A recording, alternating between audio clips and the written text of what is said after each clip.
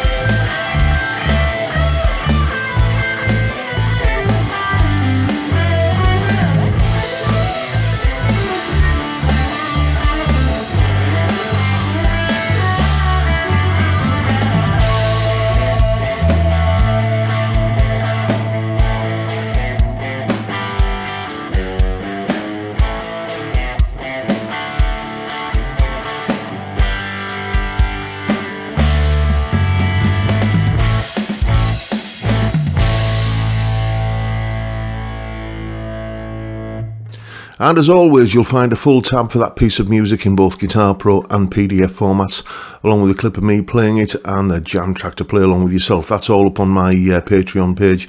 There's the address, link in the description, as I'm sure you know by now if you're a regular viewer.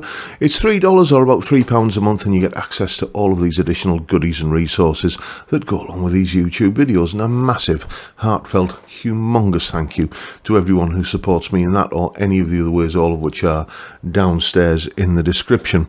Let's run through some settings I was using there. First thing to say is that because this is, you know, a Dumble simulator of some description, I treat it as an amp simulator pedal, and it has no onboard speaker emulation. So that was the first thing I added, which was this impulse response here, courtesy of Control Room Pro, which is one of the things that you get as part of Guitar Rig. So that was all of the sound you were hearing were going through that impulse response speaker simulation basically. And the settings on the pedal were as follows. The clean sound was basically the clean output turned right up to 10 and the input turned to 0. That input control isn't an input gain, or it doesn't seem to be. It just seems to be, the further you crank it up, it just seems to add fatness and bottom end to the clean sound. So, you know, that's what it does, and I preferred it turned all the way off. For the overdrive channel, you can see everything's just cranked up to 10, because that's the sound that just, for me, just sounded best. Then for the shoutier high gain solo-y bits, let me introduce you to an old friend of mine, the new Ex-Horseman pedal.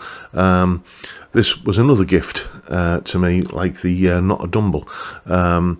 This was given to me ages ago, and I used it as my main lead tone for many a month.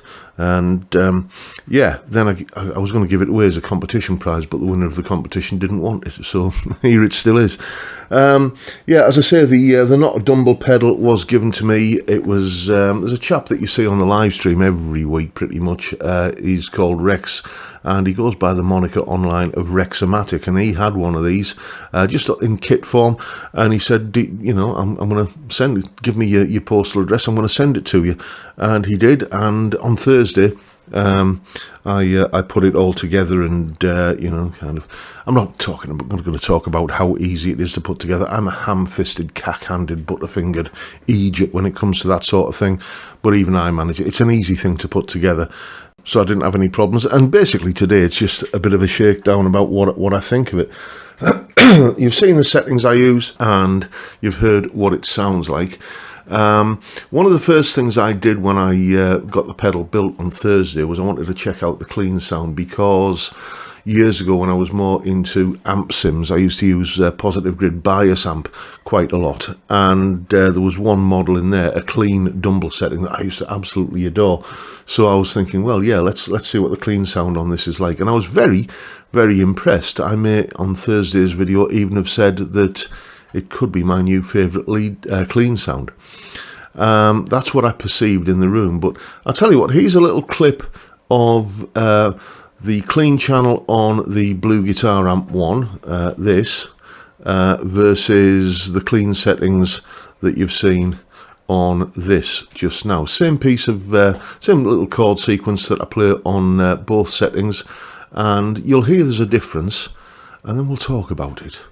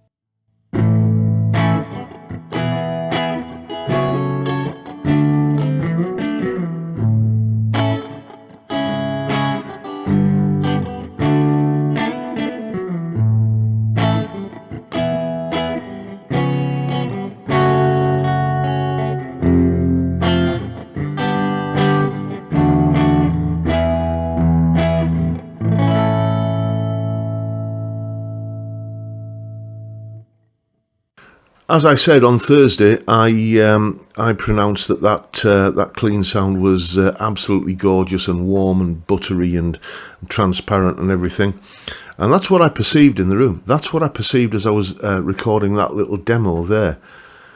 But listening back to it, yeah, it just sounds a bit muddy, frankly. You know, I prefer the clean tone from the Blue Guitar Amp 1 to that.